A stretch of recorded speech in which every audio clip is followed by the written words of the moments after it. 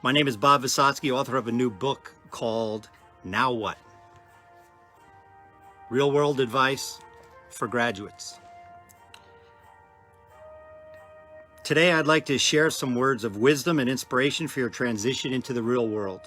I have worked in the media industry, running radio stations nationwide for over 30 years, and I've interviewed many recent graduates that simply weren't shown the way to the real world. And that is the main reason why I wrote this book, to give you some advice I wish I had when I graduated. Hopefully everyone is practicing social distancing and staying 6 feet away from the screen. Move back, Frank, I see you. Today I'm here to congratulate you on your outstanding achievement you have earned over the past 4 years. Maybe some of you 5 or more, but hey, you made it. The long hours of studying, the stress of taking final exams, not seeing your friends or teacher in the classroom, the past few months must have been extremely difficult. And if you're a high school senior, missing your senior prom, I can't imagine how that feels. But there's 2 ways to look at this situation. You could, number 1, feel sorry for yourself, or you could look at the positives. My daughter, Sophia, is supposed to graduate from UCSB next Saturday. And I had a conversation with her and I asked her, I said, Soph, how are you feeling the past few months with the pandemic and everything going on? And she said, you know, Dad, I'd like it to be normal, but since it isn't, and the graduation may be delayed a few weeks or a month or not at all, but if we do have it, I'll get to see my friends again. And I thought that is a very positive thing. As Larry Kindle, author of The Selling Ninja, said, there are 2 types of people, players and victims. Players are find-away people. Players always find solutions to problems, not cause them. Victims are complainers. They don't like anything. They complain about this, they complain about that. They're not problem solvers, they're part of the problem. So I say stay away from the victims. It's funny because every time I call my daughter Sophia, she answers the phone, not with dad, not saying, hello, Dad, it's, hey, playa, and it always brings a smile to my face. Upon receiving your diploma today, I'd like to officially welcome you into the real world. The real world can be extremely amazing at times, or downright devastating, like now with the worldwide pandemic and unrest with protesting and rioting. It doesn't seem fair, does it? But sometimes the real world isn't fair. The one thing we all have to remember is that there's always light at the end of the tunnel. And sometimes the tunnel is longer than we'd like it to, but there will be light. Quitting is the easy way out and should never, never be an option. Nothing good ever comes from not putting in the hard work. We all have a short time on this planet, so you have to make every day count. Take no one for granted. Love passionately, be generous with your time and money, and always be learning and pushing yourself to be better. You can strive to be the best, but better's okay. Keep the train moving forward because, as Will Rogers once said, if you stay on the train tracks long enough, you're gonna get run over. One of the first things I want you all to do is to go into a quiet place. And I want you to write down, if money and resources were no object, what do I want out of this life? I do it every year in late December. And by writing things down, you'll be crossing them off. So when I was 22 years old, I wrote down I wanted to be a general manager of my own radio station. I wanted to build my own home, and I wanted a 450 SL parked in my garage in my new home. Well, by working hard and doing all the right things, I was general manager of 103.5 The Fox in Denver. I had a brand new house built in Evergreen, Colorado, and my black 450 SL was parked in the garage. So dreams do happen, but I had to work hard for it, and that's what I'm telling you. Nothing comes easy. You have to climb the ladder one step at a time. Cross off the ones that you've accomplished and fill the page with new goals every year. Like I said, have mentors for every aspect of your life. Parents being number 1. Did you hear me? Parents being number 1. Hire a financial planner, business coach, great attorney, accountant, a relationship specialist, and a psychologist if needed. There are always people smarter, richer, and stronger than you, so learn from the best. When my oldest daughter, Demi, was 4 years old, she's 29 now. When she was 4 years old, I asked her, I said, if you could be anyone in this world, who would you want to be? You know what her answer was? I want to be Demi, which put a smile to my face. So, ladies and gentlemen, never apologize for who you are because everyone on this virtual commencement is special. Believe in yourself and celebrate why you are unique. Learn from the best, but always be yourself. Never let anyone or any company define you or get in the way of your career. If you become a leader, I was always told it was a must factor to have people smarter than you on your team. I challenge that theory and say, you want people with the same goals, but different ways of getting there. Let me repeat that. You want people on your team with the same goals, but different ways of getting there. Dare to be different. How can you stand out when you're doing what everybody else is doing? Just make sure you keep it legal, all right? Sometimes it's better to beg for forgiveness than ask for permission, and I have suffered from that. I have to say it's worked out well for me in the past, but you need to pick your spots.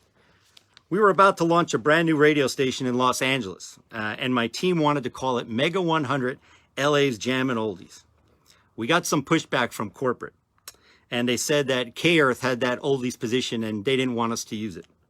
Well, my team was convinced that this was the right thing to do, so I went to the president of the company, and I showed him the plan, I showed him the revenue potential, and he said, Bob, if it doesn't work out, it's your ass. Well, I'm glad to say that the first year we went from 7.4 million to 28 in just 2 years. Sorry about that. And my ass, as big as it is safely intact now. So that all worked out. What did I get out of that? I got promoted to be market manager of 6 of the top rated radio stations in Los Angeles. So 95% of everything amazing in my life came from thinking differently, taking risks, and trusting my gut. Nothing great comes out of your comfort zone. Be creative. Challenge the status quo. Be audacious. As Simon Sinek, a motivational speaker, once said, start with why. And be as audacious as you can because there's less traffic up there. So the more crazy things you think of, most people are right here at the middle or below that. So I say reach for the stars. He also discusses that what and how aren't as important as why. So the first thing I ask in an interview is, why should I hire you? And you should always have a 60-second elevator pitch about what you bring to the table. Another favorite interview question I ask is, what's your claim to fame thus far you've been on the planet? And I'll tell you a funny story. I was in Oxnard, Ventura as market manager. And this lady came into my office and we were just about ready, done with the interview. And I said, what's your claim to fame so far you've been on this planet? She looked at me and she goes, I defeated Ken Jennings in Jeopardy. Ken Jennings was the longest running winner of Jeopardy and she beat him. I didn't hire her, but that was a great answer. Don't worry about things you cannot control. If you Google what actually happens of what you worry about, over 90% doesn't happen. So why don't you stop worrying and start living? When I was in the dating world in high school and college, I always asked the best looking girls out with the best personalities. Not because I was shallow. Okay, maybe I was a little shallow. But because other guys lacked the confidence to ask them out. They played with what my father called scared money. How many times have you heard someone say, I'm going to pitch that job, but I probably won't get it? Guess what? You aren't. And please don't ever admit to me that you cannot sell or you hate selling. You're always selling. The way you dress, the way you speak, the way you present yourself, it's all selling. How will you ever get a mate or a job if you don't sell yourself? If you don't like the word selling, use attracting. People buy you first and your products second. So give reasons why they need you and your product or service. If during your school years you didn't have a job to put on your resume, maybe you were on a competitive sports team or you had excellent grades, you had a positive attitude, you can multitask, you work well with others, you're a problem solver. Put all that on your resume. I want to know why I should hire you. You're not judged by your resume alone. I know in 5 minutes if I'm going to hire somebody when they walk through the door because I look for positive attitudes. So be positive.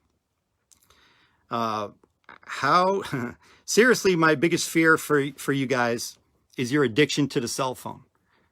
Never, let me repeat this, never bring your cell phone to an interview. I've had people come into my office and put their phone right in front of them. And if the phone rang, sometimes they'd answer it. And then I would escort them to the door. It just amazes me. Don't let the phone rule your life. It's an addiction. And I'm telling you, I don't know how you guys text and drive. You're operating a deadly weapon. So please, put it in the glove box, put it in the center console, but don't text and drive. If you're going to start something new, put all the chips in the middle and go for it. Confidence is attractive to employers and in your dating life. I'll tell you a quick story. I was 30 years old going for my first general manager job. I was in Cincinnati, Ohio, and I was presenting in front of the board of directors. 5 guys asking me tough questions. I answered all the questions. Thought I did a good job. As I walked out, I cracked the door open. And before I walked out, Frank Wood, the president of J-Corp Communications, said, "Hey, Bob, one more thing." I felt like Columbo. "Hey, one more thing." He said, "What do you want to leave us with?"